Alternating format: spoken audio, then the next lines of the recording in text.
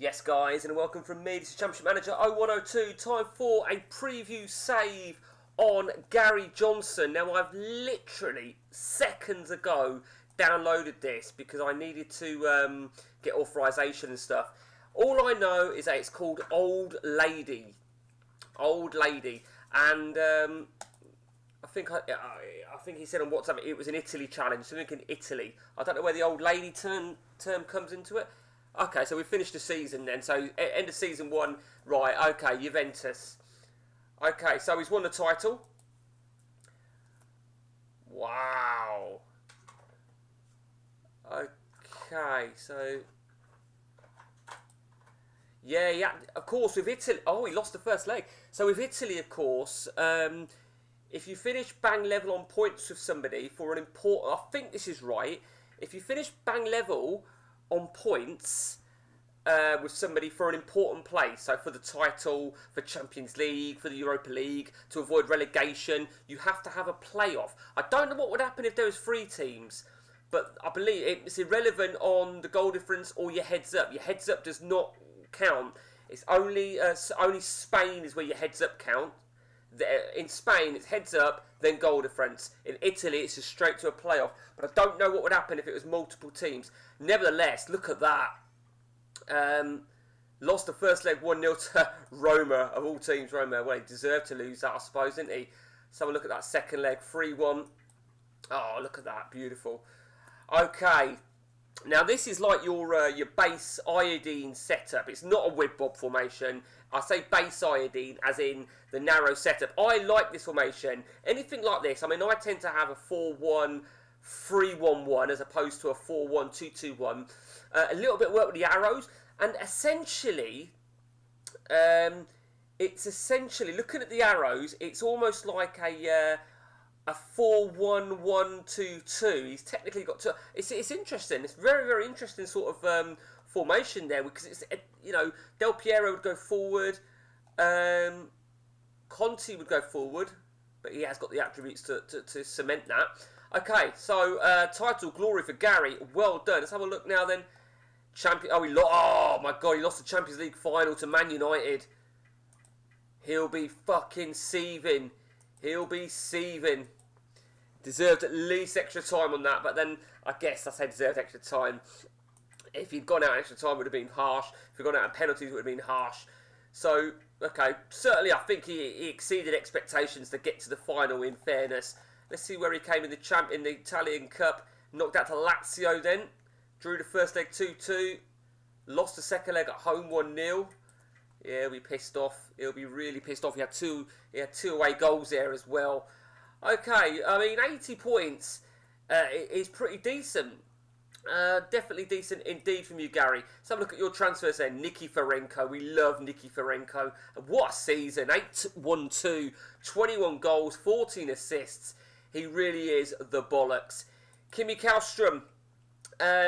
The thing about Kim Kallstrom, he is a great player, and I think it's normally he has to take a couple of seasons to really blend in, and I think that proves that statement, because 686, I think Garry would be pissed off really. I mean, he had a good selection of games. Stefan Selakovic, the famous Selakovic, not too bad. I think maybe Garry would have hoped he'd have done better. Abga Barsam, I love Abga Barsam.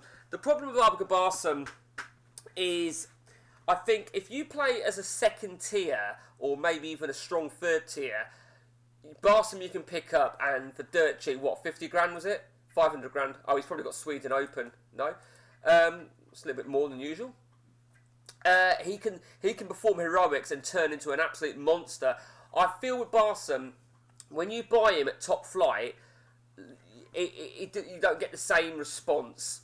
Nevertheless, very versatile, really plays. I mean, I don't know where Garry's been playing him, but I think with not really much finishing, he's really a winger or playing behind, really. It would suit Garry's formation.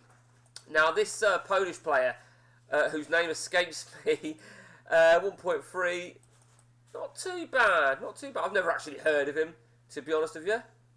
But he's not too bad whatsoever. And Maximin Sigalko. Well, he didn't have the greatest season in the world, did he? He didn't have the season that a lot of us expect. Tell you, interestingly though, he's broke into Belarus straight away. Good value. What did he pay for him then? 600 grand? 600 grand.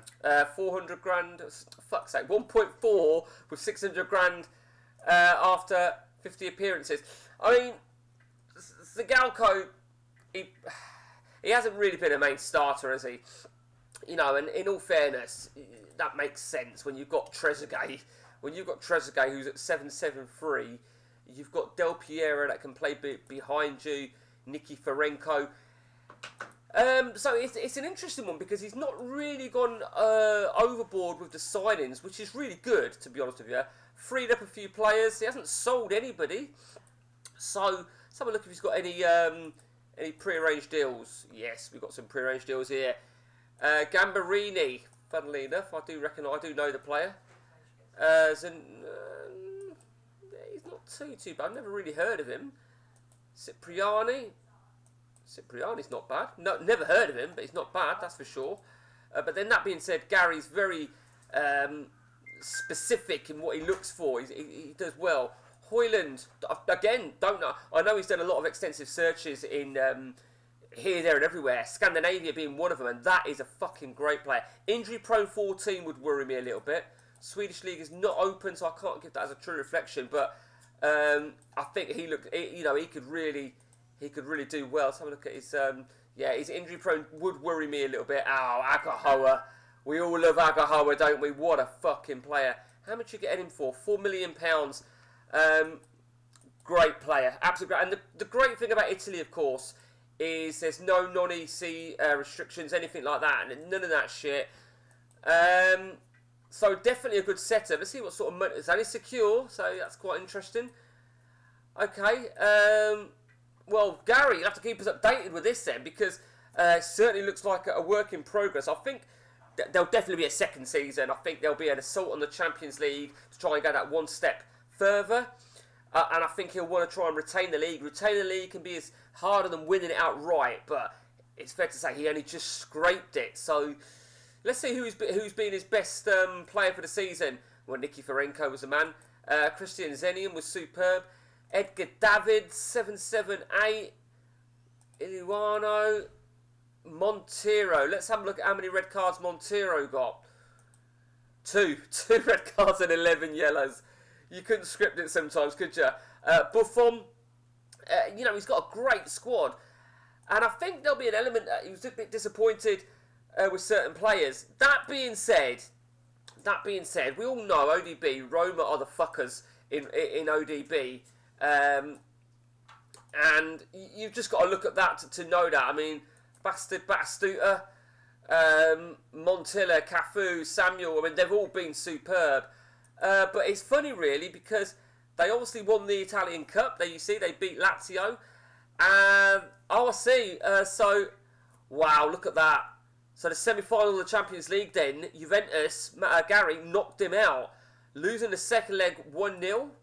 God, fucking hell, he got totally outplayed there, didn't he? I bet you were really apprehensive about that playoff for the title, Garry. But what a first leg there. What happened there to Roma is beyond me. Del Piero, 2 penalties. Do you know what? You get those games, don't you, that everything goes right.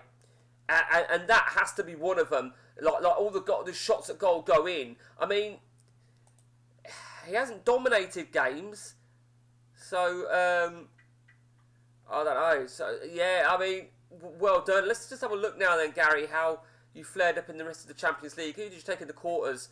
Oh, that was quarters for Roma. Set Real Madrid in the semis. First leg 0-0. Scrape that. I bet you're a little bit apprehensive with no away goals. Oh my God, we're going to have to check this, aren't we? We're going to have to check now. Did Real Madrid equalise in the 90th minute? No, they didn't. Oh, sorry. Yes, they did. Yeah, they did. Oh my God. So if they equalise in the 90th minute, at that stage, they were going through on away goals. But then David Trezeguet stepped up. Wow, you lucky bastard. You scraped it. You really did scrape it. But you know what? Who gives a shit?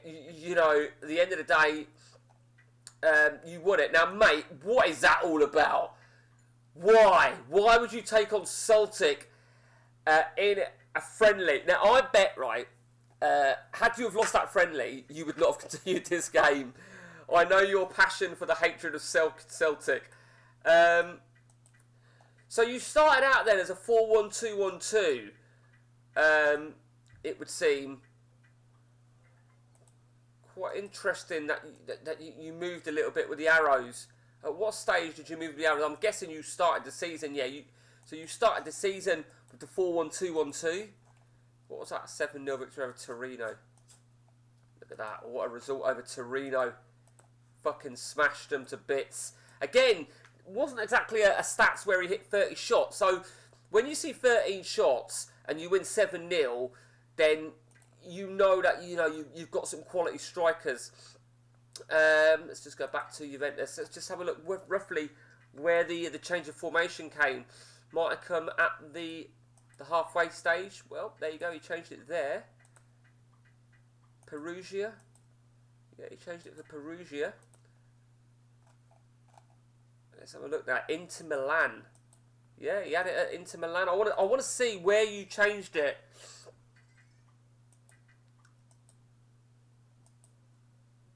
Okay, that's an interesting one. Yeah, that's an interesting one. Don't think it worked in terms of the goals. So, I have got a question now here, Gary. So you beat Roma here.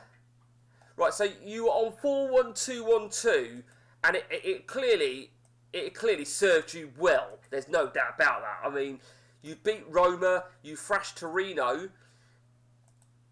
You then had this Champions League, so I get it. You tested a tactic with the Champions League. You then tested the same tactic in the league and drew with Bologna. You then Champions League, Sparta Prague. So what made you change to this 4-1-2-2-1 with the arrows and come away from the basic 4-1-2-1-2, if you don't mind me asking? Of course you don't mind me asking. Just out of interest, really. I'm always intrigued to know people's philosophy. And it looks like you stayed with it ever since. So, Gary, cracking job. Absolute cracking job. And I think we're all going to await now the next instalment. Thuram didn't really have the greatest season in the world for you, did he? Where were you playing Thuram? Were you playing him at right back? No centre back. Okay. Now this is the thing. So you had Zambrotta at left back, and it's difficult because it's a shit position, midfield, right, left, when you're playing that sort of formation. So I get what you've done there. I totally get what you've done. You've played him to the attributes. He didn't have the greatest season in the world. That's the problem. So let me know your method of thinking, or what your thought process is going forward with Zambrotta there. Quite interesting indeed. I mean, Zenian proved he could do it within 5 games, but can he do it on a longer scale? Who knows? I mean, it's each to their own how they play it, obviously. I personally play Thuram at right back when I've used him. I just think he plays better. Pesotto could theoretically just move to left back with him being either foot. Let's just go back to your defence, because I mean, Afferson, I think normally he can do better than that. Little prick, isn't he? Iger Tudor, let me guess, Montero was suspended. Well, let's see if you've got anything in your resis. Don't seem to have a lot of players going on, do you? You've not really got rid of your old guard, are you? Was there any reason behind that, Gary? A lot of the old players, you've not listed them. I mean, I don't know, maybe it's just me. I tend to want to get rid of all my fucking not youngsters, but my resis that I don't want to keep. Let me know. That's it from me, guys. Cheers, Gary. Till next time, take it easy.